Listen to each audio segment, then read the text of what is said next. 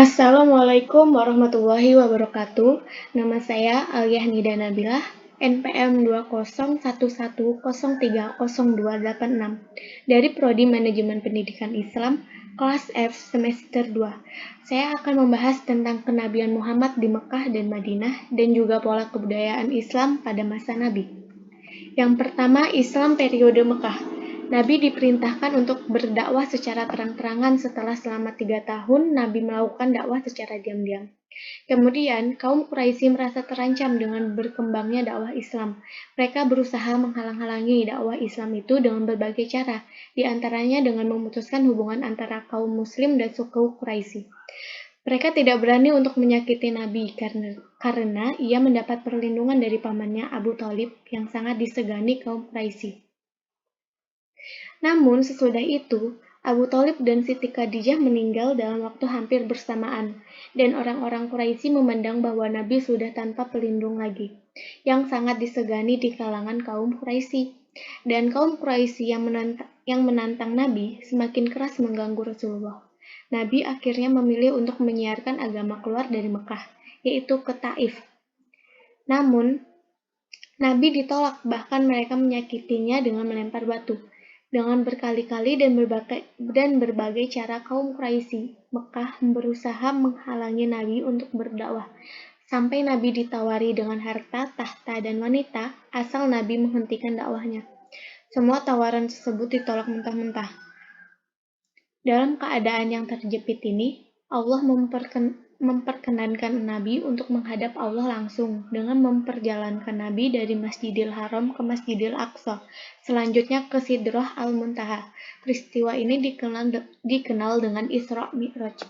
Kemudian, Nabi Muhammad hijrah ke Yastrib untuk memenuhi undangan masyarakat Yastrib untuk datang ke sana sebagai pendamai. Maka Allah memerintahkan kepada Nabi untuk hijrah ke Yastrib. Sesudah masyarakat Madinah kokoh, Nabi segera merancang untuk menyebarkan Islam kembali ke Mekah. Ia memiliki strategi jitu, yaitu merebut kota Mekah terlebih dahulu untuk kemudian dari kota ini menyiarkan Islam ke daerah-daerah lainnya. Ada dua faktor, yaitu yang pertama, letak Mekah yang sangat strategis, dan yang kedua, apabila suku Muhammad sendiri dapat diislamkan, Islam akan memperoleh dukungan yang besar karena suku Quraisy sendiri punya kekuasaan dan pengaruh yang besar. Yang kedua, Islam periode Madinah. Dalam menjalankan misi kenabian ini, meski ada perjanjian damai, namun kenyataannya tekanan kafir Quraisy justru semakin gencar dijalankan. Bahkan pertumbuhan Islam tak menjadikan redanya permusuhan dan serangan kaum kafir. Melihat keadaan ini, Rasulullah akhirnya berhijrah ke tanah Madinah beserta para sahabat. Namun hal ini bukan menjadi faktor utama dalam hijrahnya Nabi. Akan tetapi, Nabi juga memenuhi undangan masyarakat Madinah untuk datang sebagai pendamai.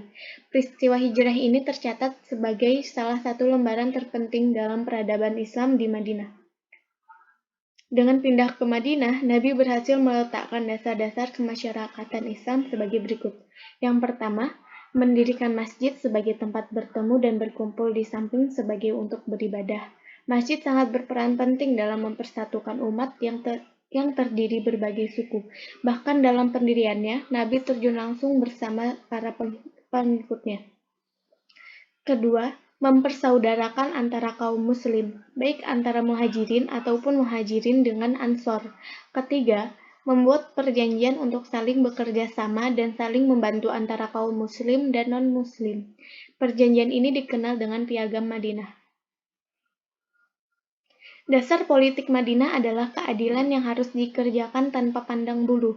Mereka semua sama, dan yang membedakan adalah ketakwaan pada Allah. Yang lain adalah prinsip musyawarah dalam memecahkan segala masalah yang terjadi.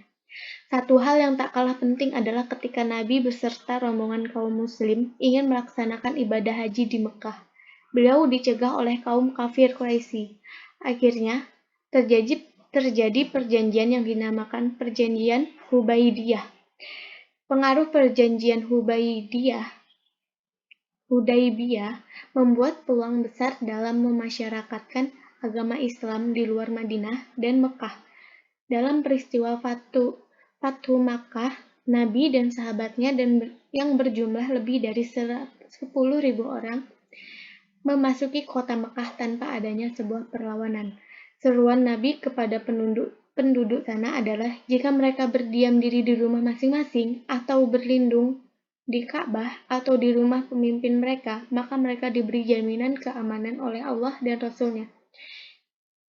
Ini termasuk gerasi umum yang diberikan Nabi kepada penduduk Mekah.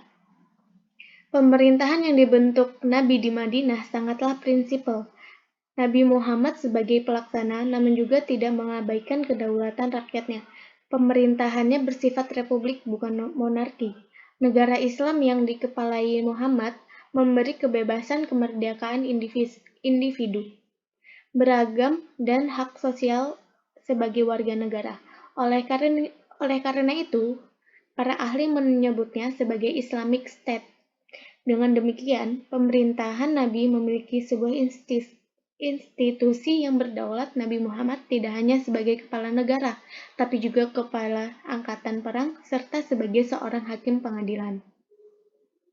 Peradaban Islam pada masa Rasulullah adalah perubahan sosial, suatu perubahan yang mendasar dari masa kebobrokan moral menuju moralitas manusia yang beradab.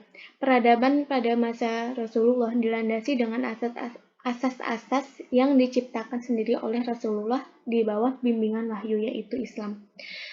Sekian penjelasan dari saya. Saya akhiri. Wassalamualaikum warahmatullahi wabarakatuh.